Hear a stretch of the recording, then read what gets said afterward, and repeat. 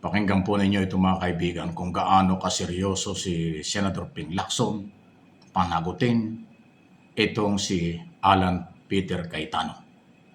At dito sa mga nangyayari, may tuturing kong nakakita ng katapat itong si Cayetano dahil hindi ho palalampasin ni Lacson ang kanyang mga ginagawa. Ito yung mga basihan. Talaga mapalampas. Alam mo, Ed, Ami, dalawa yan eh. Pagka ang inatak mo guilty, ano yan eh, stand down yun. Yun, tatahimik yun, makipag-usap, hanap ng katapat, negotiate-usap. Baka pwede wag na natin palakihin to. Pero pag inosente, yung inatak mo, tulad ako, I will stand my ground and I will fight back. At kung yun ang babato sa akin, malinis, wala akong may babato sa kanya. Pero kung anong babato sa akin, maraming putik, maraming kasalanan din, humanda siya. Talaga hindi ko siya titigilan. Kasi ready talaga ako makipag-bardagulan pagdating sa mga anomalya. Di maghanap din siya kung ano yung makita niya. Siya nagsimula eh. Alam mo, hindi naman ako kumikibo. Ang katapat niya noon, si Senator Erwin eh. Bakit dinugtong yung pangalan ko na nagdoble yung salin ko? Kinuroy ko pa nga siya eh. Hindi nagdoble, nag-quadruple ka. Pero anong masama? Kung umalis ako sa gobyerno ng 2022, tapos yung taxable years ko nga na 2023 and 2024, na pinal ko ng 2024 at saka 2025, talagang sapat yun na nag-commensurate do sa aking dineclare na kinita. Kasi ayoko mandaya sa biyaya. Sinasabi ko nga, may mga nag-advise nga sa akin, wag, sayang naman kasi 10.5 million yung binayaran ko ng para sa 2023, taxable year 2023, noong nag-file ako ng 2024. Sabi ko, kesa sumakit pa yung ulo ko, 5 years from now, pwede ako habulin dyan. Bayaran ko na lang, total, kumita naman talaga ako. At saka lehitimo naman yung pinagkakitaan ko. Bakit ko kailangan itago? Kasi sinasabi na nag-advise sa akin nanakawin lang yung mga taxes natin. At sabi ko, hindi bali na. Ang importante, wala akong... Ayun ang matindi. Walang makitang ebidensya si Cayetano laban kay Lacson dahil yung kanyang doble na triple na kayamanan sa SALN, Statement of Assets and Liabilities, ay lehitimong kinita. Isipin mo, meron palang isang 2024 yung binayaran daw niya, 10.5 million, tax pa lang. Ibig sabihin, lehitimong nagbayad ng buwis si Lacson sa kanyang kinita. Dahil si Lacson po ay kumita raw ng hindi lang 2, 3 hanggang quadruple nga ang tawag niya nung siya ay hindi na senador, 2022 hanggang 2025. Kasi si Lacson po ay tumakbong vice president. Tumakbong presidente yan ng 2022, di ba natalo? Nung matalo siya, nagnegosyo at kumita ng napakalaki. Kaya nga na doble, triple kung ano pa ang tawag doon sa kanyang kayamanan. Sinilip ni Cayetano. Mahilig mag-intriga si Cayetano eh. Bakit daw lumaki yung bigla ang SALN ni Lacson? Ayun, pinaliwanag ngayon. Ang tingin ni Lacson, pinipersonal siya ni Cayetano. Ay sabi niya, binabato mo ako, sinisilip mo ako, wala naman akong problema, pero ikaw na bumabato, ikaw yung may putik, ikaw may dungis, ayan, kaya ngayon. Anong nangyari? Ghost project sa Taguig. Double operation. 2 beses daw po nilagyan ng pondo ang project sa Taguig. At bilyon-bilyon po yan. Yan ang nahukay ni Lacson at ng kanyang mga staff. O sino kaya ng tama? Si Lacson na nagnegosyo at kumita ng malaki, sinisilip, wala naman palang problema. Tapos yung sumisilip, mayroon palang problema.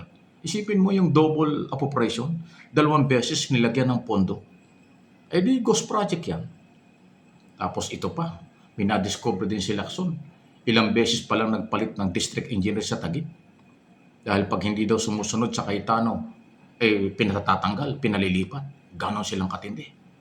Akala natin napakalinis ng kanilang galawan. Eto na, nagkasilipan na. At yan pong mga aligasyon na yan tungkol sa ghost project, double operation, umano, dyan sa Taguig, na sinasabi ni Ping Lacson ngayon, ay dokumentado. May ebidensya, may testigo. Nakapile na yung unang dokumento sa Office of the Ombudsman. Plunder, graft and corruption po yan. Dahil bilyon ang pinag-uusapan. So kaya lumabas yung balitang ceasefire ang gusto ni Alan Cayetano, hindi na siya pagbigyan. Sabi ni Lacson, wala ceasefire. Pinirsunal naman ako. Wala kang makikitang problema sa akin, ako minakita akong problema mo. Kaya sa korte kayo makikita. Ayun ang matindi. Hindi na idinadaan sa Blue Ribbon Committee. Direkta ang filing sa ombudsman at paboryan sa ombudsman dahil may ebidensya at dokumento. Wow! Yan ang napala ni Cayetano sa sobra niyang ingay sa social media. Wala siyang respeto sa kapwa senador kung banata niya personal ng mga senador. Sinabi niyang mga tuta at aso raw itong magkapatid na Tulfo at saka si Lacson. Ayan ngayon. Tumahol na ang sinasabi mong aso at ikinanta ka na, Cayetano, sa matagal mo nang itinatago dyan sa Taguig. Hindi ko sinabing guilty ka. Pero pagpapatunay lang yan dun sa hiling ng kapatid ni Alan na si Lino Cayetano na imbestigahan ang mga project sa Taguig. Ayan, nakita na ang mga kalokohan umano. Kaya pagka nagkaroon ng kasong plunder at graft at warrant of arrest, huwag na kayo magtataka na si Cayetano ay makulong. At ngayon sasabihin, ngayon pa lang, kahapon, minadilig naman akong video galing sa kanya. Ang diskarte raw ng gobyerno ngayon, basta kalaban, kinakasuhan at pinakukulong. Di ba? Kinukondisyon na ang isip na taga-suporta. Pinapalabas ng marahas itong gobyernong ito. Sabi, kalokohan yan. Batas ang pinaiiral. Mabuti nga, batas ang pinaiiral. Wala nang tukang-tukang ngayon eh.